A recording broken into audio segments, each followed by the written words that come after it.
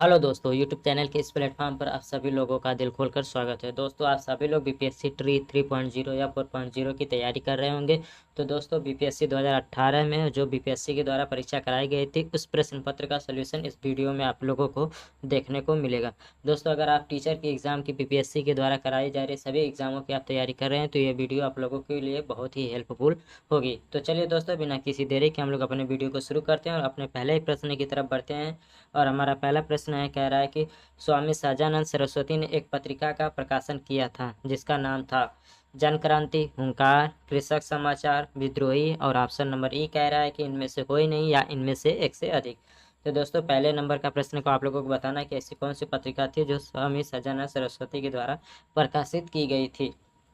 तो आप लोगों को बता दें दोस्तों, कौन सी पत्रिका थी। तो हुंकार नाम से पत्रिका प्रकाशित किए थे स्वामी सहजानंद सरस्वती ने। ठीक है दोस्तों, चलिए प्रश्न नंबर दूसरे की तरफ देखते हैं हम लोग।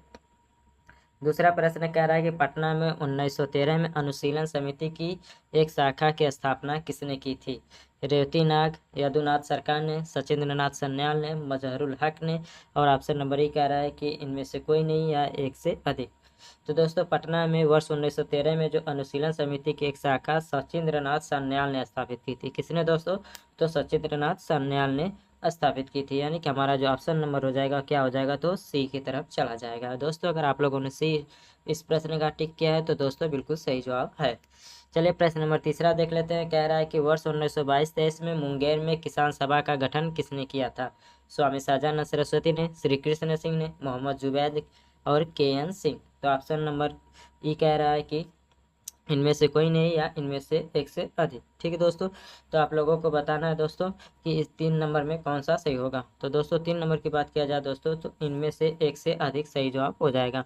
क्योंकि जो वर्ष 1922-23 में जो मुंगेर में किसान सभा का गठन किया गया था वो मोहम्मद जुबैर और श्री कृष्ण सिंह ने गठित किया था। ठीक है दोस्तों, किसने? तो श्री कृष्ण और मोहम्मद जुबैर ने। ठीक दोस्तों, यानी कि बी और सी दोनों सही होगा, इसलिए हमारा ऑप्शन किस में चला जाएगा, तो ई के साथ चला जाएगा, उपयुक्त में से एक से अधिक। ठीक है दोस्तों, चलिए 1934 में बनी बिहार सोशलिस्ट पार्टी के सचिव थे आचार्य नरेंद्र देव, जयप्रकाश नारायण, राम वृक्ष बेनीपुरी, कर्पूरी ठाकुर। और ऑप्शन नंबर ई कह रहा है इनमें से कोई नहीं या इनमें से एक से अधिक। ठीक है दोस्तों, तो बिहार सोशलिस्ट पार्टी जो कि 1934 में गठित हुई थी। ठीक है दोस्तों, और इसके प्रमुख कौन थे, तो जयप्रकाश नारायण, अशोक मेहता, आचार्य नरेंद्र देव थे। ठीक है दोस्तों, तो वही इसमें जो ऑप्शन नंबर क्या हो जाएगा, तो हमारा ऑप्शन नंबर बी सही जवाब हो जाएगा। ठीक है दोस्तों, कौन थे तो इस दल के सचिव तो जयप्रकाश नारायण थे। ठीक है, हमारा ऑप्शन नंबर बी सही जवाब हो जाएगा। बिहार से भारतीय संविधान सभा के सदस्य कौन थे। ठीक है दोस्तों, ए.एन. सिन्हा, राजेंद्र प्रसाद, जगजीवन राम, श्यामानंद प्रसाद मिश्रा। और ऑप्शन नंबर ई कह रहा है इनमें से कोई नहीं या इनमें से एक से अधिक। ठीक है दोस्तों, तो भारतीय संविधान को बनाने के लिए संविधान सभा का गठन किया गया था, जैसा कि आप सभी लोग जानते हैं दोस्तों। इसके जो प्रथम अस्थायी अध्यक्ष की बात किया जाए दोस्तों, तो कौन थे, तो सच्चिदानंद सिन्हा थे। वही बात किया जाए दोस्तों बिहार से, तो बिहार से जो है भारतीय संविधान सभा के 36 सदस्य थे। ठीक है दोस्तों, भारतीय संविधान सभा के कितने सदस्य थे दोस्तों, तो 36 सदस्य थे। वही दोस्तों, ऑप्शन के हिसाब से बात किया जाए दोस्तों, तो इसमें से राजेंद्र प्रसाद भी थे, जगजीवन राम भी थे। ठीक है दोस्तों, चलिए तो हमारा ऑप्शन क्या हो जाएगा, उपयुक्त में से एक से अधिक। ठीक है दोस्तों, क्या हो जाएगा, तो उपयुक्त में से एक से अधिक इस प्रश्न का सही जवाब हो जाएगा। आगे बढ़ते हैं हम लोग, 6 नंबर देख लेते हैं। बिहार में वर्ष 1937 में गठित प्रथम भारतीय मंत्रिमंडल का नेतृत्व किसने किया। श्री कृष्ण सिंह, मोहम्मद यूनुस, जे.एस. लाल या वहाब अली। और ऑप्शन नंबर ई कह रहा है कि उपयुक्त में से कोई नहीं या इनमें से एक से अधिक। तो 6 नंबर की बात किया जाए दोस्तों, तो 6 नंबर का क्या हो जाएगा, तो हमारा ऑप्शन नंबर बी सही हो जाएगा, मोहम्मद यूनुस ने। किसने दोस्तों, तो बिहार में 1 अप्रैल 1937 को मोहम्मद यूनुस के नेतृत्व में प्रथम भारतीय मंत्रिमंडल का गठन किया गया था। ठीक है दोस्तों, तो 6 नंबर का क्या हो जाएगा, तो ऑप्शन नंबर बी सही जवाब हो जाएगा। चलिए दोस्तों, प्रश्न नंबर 7 की तरफ हम लोग बढ़ते हैं और देखते हैं प्रश्न नंबर 7 क्या कह रहा है। कह रहा है कि राजेंद्र प्रसाद ने किसे पाकिस्तान का जन्मदाता माना है। मोहम्मद अली जिन्ना को, लॉर्ड माउंटबेटन को, लॉर्ड मिंटो को, लियाकत अली खान। और ऑप्शन नंबर ई कह रहा है कि इनमें से कोई नहीं या इनमें से एक से अधिक। तो 7 की बात किया जाए दोस्तों, तो लॉर्ड मिंटो को राजेंद्र प्रसाद ने पाकिस्तान का जन्मदाता माना है। ठीक है दोस्तों, किसको, तो लॉर्ड मिंटो को। चलिए आगे बढ़ते हैं। पटना लान का गांधी मैदान के रूप में नामकरण कब किया गया था? भारत छोड़ो आंदोलन के दौरान, साइमन आयोग विरोधी रैली के दौरान, चंपारण सत्याग्रह के दौरान, भारत की स्वतंत्रता के अवसर पर, और ऑप्शन नंबर ए कह रहा है इनमें से कोई नहीं या इनमें से एक से अधिक। तो 8 नंबर का आप लोगों को बताना है दोस्तों कि पटना का जो गंगा नदी किनारे जो गांधी मैदान है उसका नामकरण कब किया गया था, जबकि पहले क्या नाम था दोस्तों? तो पटना लॉन था। ठीक दोस्तों। तो दोस्तों बात है जब गांधी जी की मृत्यु की। ठीक दोस्तों, 1948 में गांधी के निधन के बाद जो है पटना लॉन का जो नाम है गांधी मैदान पड़ा था। ठीक है दोस्तों, जो कि इसमें से कोई ऑप्शन नहीं है, तो हमारा ऑप्शन नंबर ही चला जाएगा, इनमें से कोई नहीं। 9 नंबर को देख लेते हैं दोस्तों। कह रहा है बम्बई प्रेसिडेंसी एसोसिएशन की स्थापना किसने की थी? Firoz Shah Mehta, K T Telang, W C Banerjee, Tayyab C. Option number E कह रहा है इनमें से कोई नहीं या इनमें से एक से अधिक। तो 9 नंबर का आप लोगों को बताना है दोस्तों, बॉम्बे प्रेसिडेंसी एसोसिएशन की स्थापना किसने की थी? तो बॉम्बे प्रेसिडेंसी की बात किया जाए दोस्तों तो फिरोज शाह मेहता, के टी तैलंग और तैयब जी, तीनों लोग थे जो कि बॉम्बे प्रेसिडेंसी एसोसिएशन की स्थापना में सहयोगी थे। यानी कि हमारा क्या हो जाएगा, इनमें से एक से अधिक ऑप्शन सही हो जाएगा, यानी कि ई वाला ऑप्शन की तरफ हम लोग चले जाएंगे।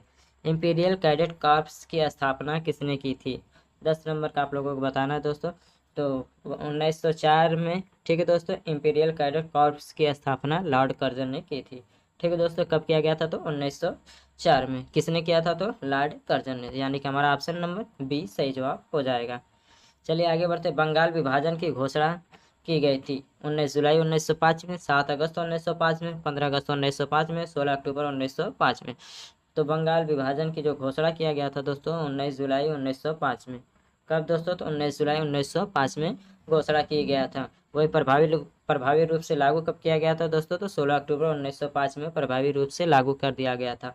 11 नंबर प्रश्न का जो सही जवाब हो जाएगा हमारा ऑप्शन नंबर ए सही जवाब हो जाएगा, 19 जुलाई 1905 में। कर्नल वायली की हत्या के आरोप में किसे मृत्यु दंड दिया गया? 12 नंबर का, मदन लाल ढींगरा, उधम सिंह, भगत सिंह, मनमथ नाथ, और ऑप्शन नंबर ही कह रहा है इनमें से कोई नहीं या इनमें से एक से अधिक। तो दोस्तों किसे, तो कर्नल वायली की हत्या के आरोप में किसे मृत्यु दंड दिया गया था? तो मदन लाल ढींगरा थे। ठीक है दोस्तों, ये भी गर्म दल के नेता थे मदन लाल ढींगरा। भारतीय उच्चायुक्त के पद का किस अधिनियम से सृजन हुआ है? भारत काउंसिल अधिनियम 1909, भारत सरकार अधिनियम 1919। तो दोस्तों इस प्रश्न का जो है ऑप्शन नंबर बी ही सही जवाब हो जाएगा। सी डी और ई ऑप्शन जो है वो आगे दिया है। ठीक है दोस्तों, तो 13 नंबर का क्या हो जाएगा? तो बी ही सही जवाब हो जाएगा। ठीक है दोस्तों, बाकी के 3 ऑप्शन 13 नंबर पर के यहाँ है। भारत सरकार अधिनियम 1935, भारत स्वतंत्रता अधिनियम 1947। ऑप्शन नंबर ई कह रहा है उनमें से कोई नहीं या उपयुक्त में से एक से अधिक। तो उस प्रश्न का क्या सही जवाब था दोस्तों? तो भारत सरकार अधिनियम 1919। भारतीय राष्ट्रीय कांग्रेस ने किस गोलमेज सम्मेलन में भाग नहीं लिया था? प्रथम, द्वितीय, तृतीय या ऑप्शन नंबर डी सभी में भाग लिया था, और ई कह रहा है इनमें से कोई नहीं या इनमें से एक से अधिक। तो भारतीय राष्ट्रीय कांग्रेस की बात किया जाए दोस्तों तो सिर्फ दो द्वितीय में भाग लिया था, तो प्रथम और तृतीय में भाग नहीं लिया था, इसलिए 14 नंबर प्रश्न का क्या सही जवाब हो जाएगा दोस्तों? तो हमारा ऑप्शन नंबर ई सही जवाब हो जाएगा। ठीक है दोस्तों, क्या हो जाएगा? तो ऑप्शन नंबर ई सही जवाब हो जाएगा। महात्मा गांधी ने भारतीय राष्ट्रीय कांग्रेस के किस अधिवेशन की अध्यक्षता की थी? 1922, 1924, 1928, 1930। ऑप्शन नंबर ई कह रहा है इनमें से कोई नहीं या इनमें से एक से अधिक। तो किसमें? तो 1924 में। ठीक है दोस्तों, बेलगांव कहाँ पर है? तो कर्नाटका में 1924 में। एक बार सिर्फ ही गांधी जी बने हुए थे कांग्रेस के राष्ट्रीय अध्यक्ष। इनमें से कौन कैबिनेट मिशन के सदस्य नहीं थे? Pethick Lawrence, Wavell, Stafford Cripps, A B Alexander. तो 16 नंबर के आप लोगों को बताना है दोस्तों कि 16 नंबर का सही जवाब क्या हो जाएगा? तो बेबेल। ठीक है दोस्तों, बेबेल कैबिनेट मिशन का सदस्य नहीं था। बाकी Pethick Lawrence, Stafford Cripps, A B Alexander शामिल थे। वही कैबिनेट मिशन की बात किया जाए दोस्तों तो इसे कब 1946 में भारत में भेजा गया था। किसके द्वारा? तो प्रधानमंत्री क्लीमेंट एटली के द्वारा। वही बात करते हैं दोस्तों क्लीमेंट एटली की, तो लेबर पार्टी से नेता थे। नाउ और नेबर पैम्पलेट किसने लिखा? मोहम्मद जिन्ना ने, मोहम्मद इकबाल ने, रहमत अली, खफी खान, इनमें से कोई नहीं या इनमें से एक से अधिक। तो 17 नंबर की बात किया जाए दोस्तों तो 17 नंबर में हमारा क्या सही जवाब हो जाएगा? तो रहमत अली, ऑप्शन नंबर सी सही जवाब हो जाएगा, रहमत अली। ठीक है दोस्तों, किसने? तो रहमत अली ने नाउ और नेवर पैम्पलेट लिखा था। सती को गैर कानूनी किसने घोषित किया? Warren Hasting, William Bentinck, Cornwallis, Curzon, E कह रहा है इनमें से कोई नहीं या इनमें से एक से अधिक। तो 18 नंबर में क्या हो जाएगा दोस्तों, तो हमारा option number B William Bentinck. ठीक है दोस्तों, किसने गैर कानूनी सती प्रथा को बताया था, तो विलियम पेंटिंग ने। पंजाब भूमि हस्तांतरण अधिनियम कब पारित किया गया था, 19 नंबर का आप लोगों को बताना है।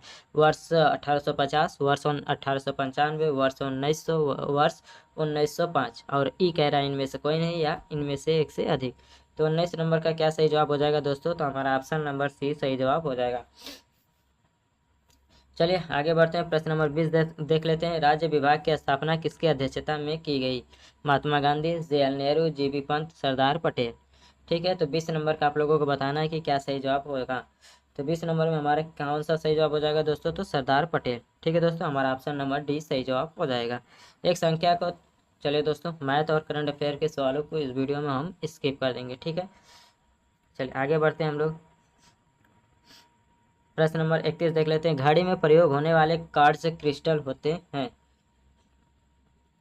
Sodium silicate, silicon dioxide, germanium dioxide, titanium dioxide. उपयुक्त में से कोई नहीं या उपयुक्त में से एक से अधिक। तो 31 नंबर का आप लोगों को बताना है कि क्या सही जवाब होगा। तो 31 नंबर में हमारा क्या हो जाएगा दोस्तों, तो सिलिकॉन डाइऑक्साइड। घड़ी में प्रयोग होने वाला क्वार्ट्ज क्रिस्टल कौन सा है, तो सिलिकॉन डाइऑक्साइड है। ठीक है दोस्तों, SiO2।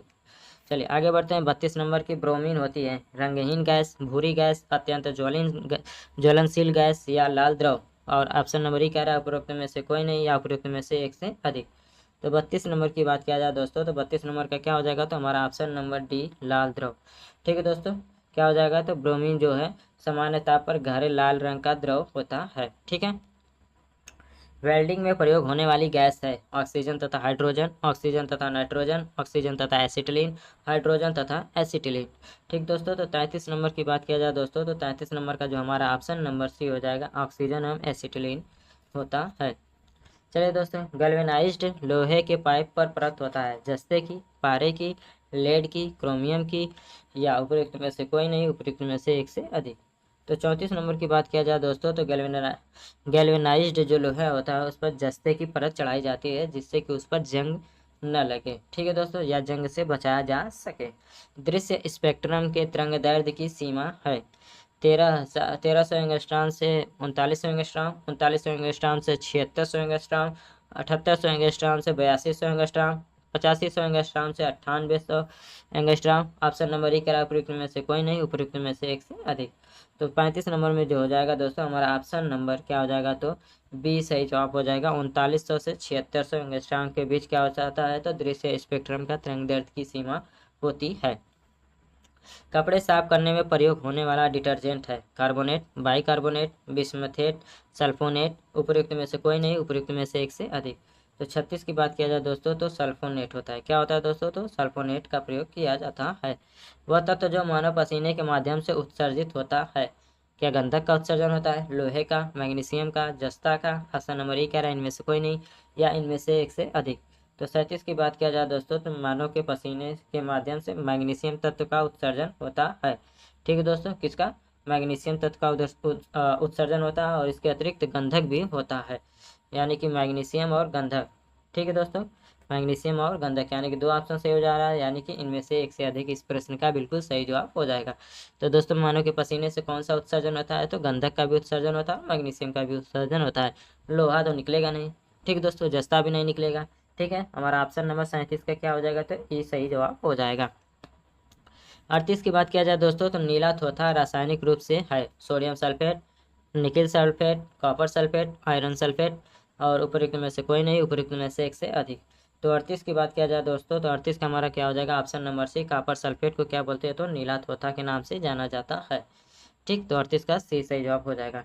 एक परमाणु के केंद्र का धनावेशित हिस्सा कहलाता है प्रोटॉन, न्यूट्रॉन, इलेक्ट्रॉन, न्यूक्लियस। इनमें से कोई नहीं या इनमें से एक से अधिक। तो 39 का क्या हो जाएगा दोस्तों, तो हमारा ऑप्शन नंबर डी सही जवाब हो जाएगा, न्यूक्लियस। एक ठोस के सीधे गैस में परिवर्तन को कहते हैं ऊर्ध्वपातन, संघनन, वाष्पन, उबालना। ऑप्शन नंबर ई कह रहा है इनमें से कोई नहीं या इनमें से एक से अधिक। तो जो ठोस को सीधे गैस में परिवर्तन करने की जो विधि होती है, क्रिया कहलाती है, वो क्या कहलाती है, तो ऊर्ध्वपातन कहलाती है। यानी कि 40 नंबर प्रश्न का क्या सही जवाब हो जाएगा, तो हमारा ऑप्शन नंबर ए सही जवाब हो जाएगा। आगे हम लोग बढ़ते हैं 41 नंबर प्रश्न को देखते हैं। मानव तंत्र में इंसुलिन किसका उपापचय नियंत्रित करता है। हमारा ऑप्शन है वसा, कार्बोहाइड्रेट, प्रोटीन, न्यूक्लिक अम्ल, और ऑप्शन नंबर ए कह रहा है इनमें से कोई नहीं या इनमें से एक से अधिक। तो 41 की बात किया जाए दोस्तों तो हमारा क्या हो जाएगा, तो ऑप्शन नंबर बी सही जवाब हो जाएगा, कार्बोहाइड्रेट। क्या हो जाएगा दोस्तों, तो कार्बोहाइड्रेट इस प्रश्न का बिल्कुल सही जवाब हो जाएगा। निम्नलिखित में से एक एंटीबायोटिक है, पेनिसिलिन, एस्पिरिन, पैरासीटामॉल, सल्फाडाइजिन। तो 42 की बात किया जाए दोस्तों तो जो पेनिसिलिन क्या है, तो एक एंटीबायोटिक है। पेनिसिलिन की बात किया जाए दोस्तों तो ये क्या है, तो एक एंटीबायोटिक है। वही सल्फाडाइजिन की बात किया जाए दोस्तों तो ये भी क्या है, तो एक एंटीबायोटिक है। यानी कि हमारा ऑप्शन नंबर क्या हो जाएगा, उपयुक्त में से एक से अधिक में चला जाएगा, हमारा ऑप्शन नंबर ही सही जवाब हो जाएगा। निम्नलिखित में से किसमें सबसे अधिक कार्बोहाइड्रेट है, क्या गेहूं में सबसे ज़्यादा पाया जाता है, जौ में सबसे ज़्यादा पाया जाता है, चावल में या मक्का में, या उपयुक्त में से कोई नहीं या उपयुक्त में से एक से अधिक। तो 43 की बात किया जाए दोस्तों तो 43 का जो हमारा ऑप्शन नंबर है वो सी सही जवाब हो जाएगा। गेहूं, जौ, चावल या मक्का विभिन्न प्रकार के जो अनाज है, इन सब में चावल में कार्बोहाइड्रेट की मात्रा अधिक होती है दोस्तों। ठीक है दोस्तों, किसमें, तो चावल में। हमारा ऑप्शन नंबर सी सही जवाब हो जाएगा। चलिए 44 देख लेते हैं। निम्नलिखित में से सबसे भारी धातु है, सोना, चांदी, पारा, प्लेटिनम। ठीक है, तो 44 का क्या हो जाएगा दोस्तों, तो हमारा ऑप्शन नंबर डी सही जवाब हो जाएगा, क्या, प्लेटिनम। ठीक है, क्या, तो प्लेटिनम इसका सही जवाब हो जाएगा। स्टेनलेस स्टील एक मिश्र धातु है, लोहे और निकिल की, लोहे और क्रोमियम की, तांबे और क्रोमियम की, लोहे और जस्ते की। तो आप लोगों को बताना है दोस्तों कि वो किससे जुड़कर बनता है। तो 45 का क्या हो जाएगा दोस्तों, तो हमारा ऑप्शन नंबर बी, लोहे और क्रोमियम से मिलकर स्टेनलेस स्टील का निर्माण होता है। चलिए दोस्तों 45 के बाद हम लोग प्रश्न नंबर 46 की तरफ बढ़ते हैं और देखते हैं प्रश्न नंबर 46 क्या प्रश्न पूछ रहा है। टूटी हुई हड्डी की रक्षा के लिए प्लास्टर ऑफ पेरिस का प्रयोग किया जाता है। यह है भुजा चूना, calcium carbonate, calcium oxide, gypsum. Option number E कह रहा है इनमें से कोई नहीं या एक से अधिक। तो जो टूटी हुई हड्डियों की रक्षा के लिए प्लास्टर ऑफ पेरिस का प्रयोग किया जाता है उसे हम लोग क्या बोलते हैं, तो ये जिप्सम भी बोलते हैं। यानी कि 46 का क्या हो जाएगा, तो हमारा ऑप्शन नंबर डी सही जवाब हो जाएगा। एक हाइड्रोकार्बन जिसमें कार्बन के दो परमाणु द्विबंध द्वारा जुड़े हैं कहलाता है एल्केन, एल्कीन, एल्काइन, आयनिक बंध। ऑप्शन नंबर ए कह रहा है इनमें से कोई नहीं या एक से अधिक। तो 47 का बात किया जाए दोस्तों तो हमारा जो है दो बंध से जुड़ा रहेगा तो क्या हो जाएगा, एल्कीन हो जाएगा। एक बंध से जुड़ा हुआ तो एल्केन, और तीन से तो एल्काइन हो जाएगा। ठीक है दोस्तों, चलिए आगे बढ़ते हैं। सिरके का रासायनिक नाम है मेथनॉल, एथेनॉल, एसिटिक अम्ल, एथिल एसीटेट। तो 48 की बात किया जाए दोस्तों तो 48 नंबर का क्या हो जाएगा, हमारा ऑप्शन नंबर सी सही जवाब हो जाएगा। सिरके का जो रासायनिक नाम है वो है हमारा क्या, तो एसिटिक एसिड है। ठीक है, कार की बैटरी में प्रयोग होने वाला अम्ल है एसिटिक अम्ल, हाइड्रोक्लोरिक अम्ल, नाइट्रिक अम्ल, सल्फ्यूरिक अम्ल। इनमें से कोई नहीं, इनमें से एक से अधिक। तो 49 की बात किया जाए दोस्तों तो हमारा क्या हो जाएगा, तो ऑप्शन नंबर डी सही जवाब हो जाएगा, सल्फ्यूरिक अम्ल। ठीक है दोस्तों, क्या, तो सल्फ्यूरिक अम्ल।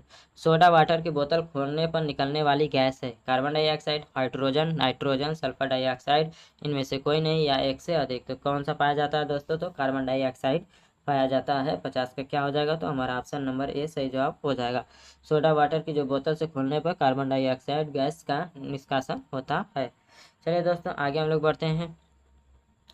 एक कुछ करंट अफेयर के प्रश्न है जिसे हम लोग क्या करेंगे, तो स्किप कर देंगे। ठीक है, चलिए आगे हम लोग बढ़ते हैं प्रश्नों की, देखते हैं कि कौन सा प्रश्न आगे जीके जीएस से संबंधित पूछा गया है। ठीक है,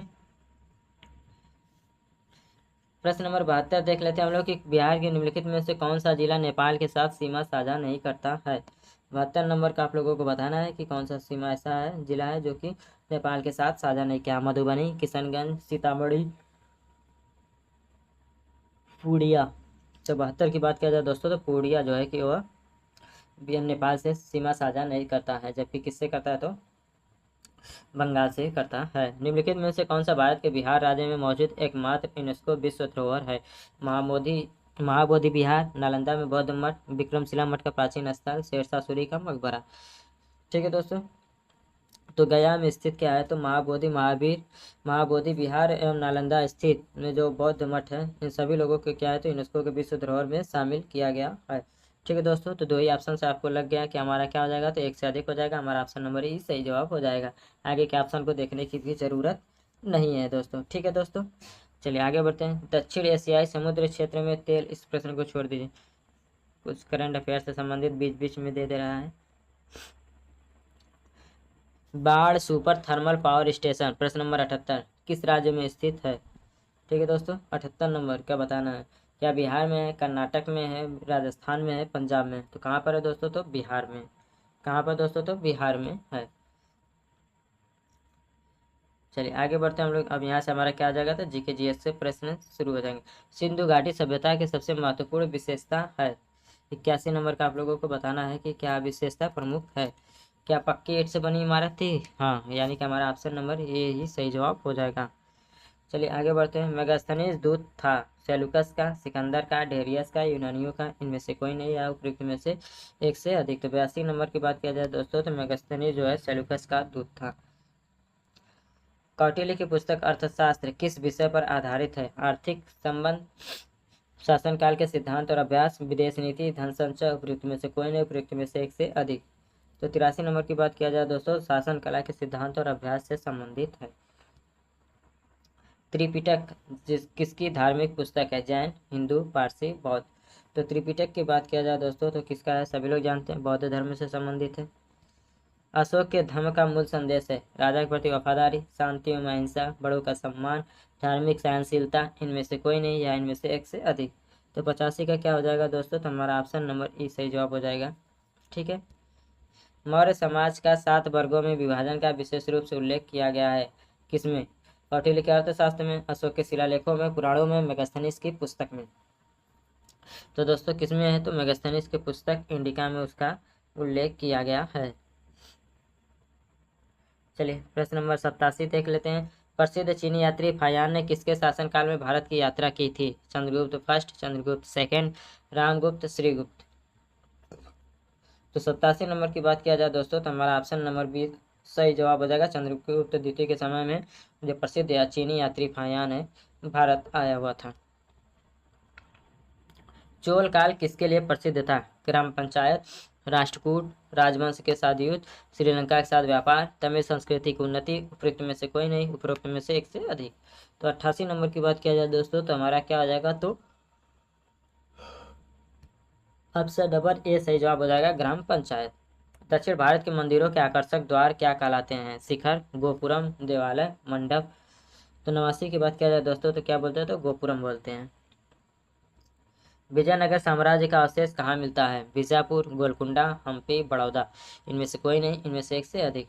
ठीक है। तो 90 की बात किया जाए दोस्तों तो हमारा क्या हो जाएगा? ऑप्शन नंबर सी सही जवाब हो जाएगा, हम्पी। वह प्रथम मुस्लिम शासक कौन था जिसने शासन के सिद्धांत को राजाओं के ईश्वरीय अधिकार के सिद्धांत के समान प्रतिपादित किया था? ऐबक, इल्तुतमिश, बलबन, अलाउद्दीन? तो 91 नंबर की बात किया जाए दोस्तों तो कौन था? तो बलबन था। ठीक है दोस्तों। तो हमारा क्या आ जाएगा? ऑप्शन नंबर सी सही जवाब हो जाएगा। भारत में कागज का प्रयोग कब से प्रारंभ हुआ? 12वीं शताब्दी से, 13वीं, 14वीं, 15वीं? तो 92 का बताना है तो ऑप्शन नंबर क्या हो जाएगा दोस्तों? तो हमारा ए सही जवाब हो जाएगा। 12वीं शताब्दी से जो है भारत में कागज का प्रयोग शुरू किया गया था। ठीक है। चलिए 92 के बाद प्रश्न नंबर 93 को हम लोग देख लेते हैं। भारत में किसके शासनकाल में इंग्लिश ईस्ट इंडिया कंपनी का गठन हुआ था? औरंगजेब, अकबर, जहांगीर, हुमायूं? तो किसके शासनकाल में दोस्तों? तो अकबर के शासनकाल में हुआ था। निम्न में से किस देसी रियासत को अंग्रेजों ने अपने क्षेत्र में नहीं मिलाया था? सिंध, अवध, ग्वालियर, सतारा? तो 95 का क्या हो जाएगा दोस्तों? तो ग्वालियर हो जाएगा। हमारा ऑप्शन नंबर बी सही जवाब हो जाएगा। गांधी जी के नमक सत्याग्रह का एकमात्र उद्देश्य क्या था? नमक कानून को निरस्त करना, सरकार की सत्ता की कटौती, आम लोगों के लिए आर्थिक राहत, भारत के लिए पूर्ण स्वराज? तो 96 की बात किया जाए दोस्तों तो हमारा क्या हो जाएगा? नमक सत्याग्रह की बात किया जाए दोस्तों तो इसका एकमात्र उद्देश्य क्या था? तो नमक कानून को निरस्त करना था। ठीक है दोस्तों। यानी कि हमारा ऑप्शन नंबर ई की तरफ हम लोग चले जाएंगे, उपयुक्त में से एक से अधिक की तरफ। वर्ष 1921 का मुफला विद्रोह कहाँ हुआ था? तो कहाँ हुआ था दोस्तों? तो केरल में हुआ था। भारत में स्वदेशी आंदोलन किस दौरान हुआ था? स्वदेशी आंदोलन 98 नंबर का। तो बंगाल विभाजन के विरुद्ध जो है आंदोलन किया गया था। ऑप्शन नंबर बी सही जवाब हो जाएगा। प्रश्न नंबर 99 देख लेते हैं। बिहार प्रोविंशियल किसान सभा का गठन कब किया गया था?